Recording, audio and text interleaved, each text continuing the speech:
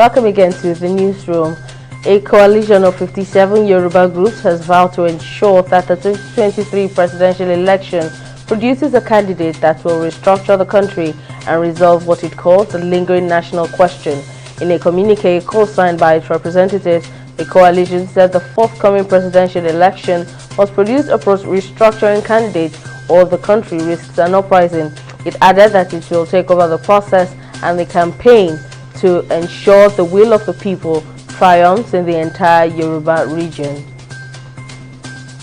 Operatives of the National Drug Law Enforcement Agency (NDLEA) have arrested 3 drug traffickers with over 427 kilograms of illicit drugs in the Borno State and the Federal Capital Territory (FCT) Abuja. Spokesperson for the agency, Femi Babafemi, in a statement on Thursday, said the traffickers were caught wearing uniforms of security agencies to escape scrutiny. Commending officers and men of Borno, FCT, Plateau and Taraba State Commands for their vigilance, Chairman and Chief Executive Officer of the agency, Brigadier General Mohammed Buba Marwa, said the arrest should serve as a warning to drug traffickers who want to wear uniforms of security agencies to avoid being apprehended. The People's Democratic Party (PDP) in Zamfara State says it has resolved to employ all available constitutional means to seek redress for the damages inflicted on its properties during last Monday's invasion on its venue for the State Congress. In a press release signed by its State Publicity Secretary Abba Bello, the party says over 300 suspected sponsored political thugs stormed the venue and vandalized properties worth millions of naira.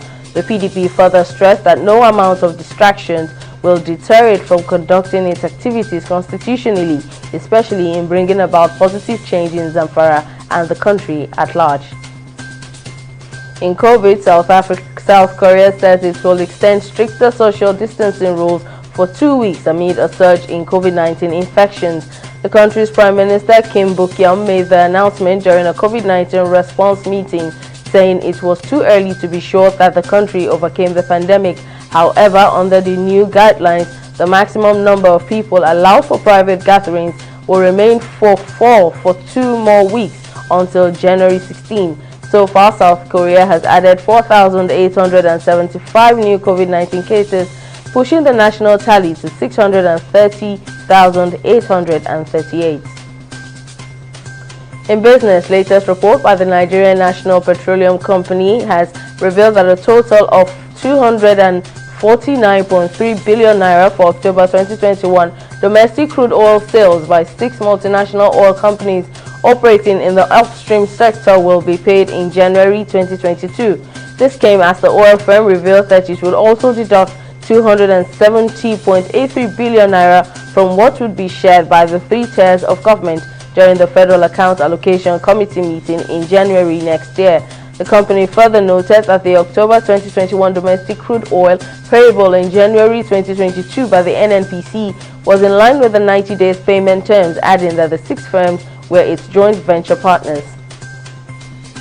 In international news, 4 soldiers have been killed in an exchange of gunfire with the Pakistani Taliban in the deadliest confrontation between the armed group and security forces since a truce was called off earlier this month. According to the country's army, the first raid was carried out in the Tank district in the northwest, killing 2 armed fighters. The other strike was carried out in the North Waziristan district, capturing a fighter before 4 soldiers died in the fighting. In sports, French Ligue 1 side Monaco has sacked coach Niko Kovac, although no explanation has been given as to why Kovac was sacked by the club. Former Bayern Munich boss Kovac took over the underperforming French side from Robert Moreno in July 2020 on a 3-year contract with the option of a further season. The Principality side finished 3rd last season but were eliminated in Champions League qualifiers and are 6th in the French table, 17 points behind leaders Paris Saint-Germain. Also, Monaco is yet to break into Ligue 1's top 5 this term, and summer signings including Dutch striker Myron Boadu and German winger Ismail Jacobs have found it difficult to settle. That's the latest news updates. Join us shortly for more. Anthony Solajigo.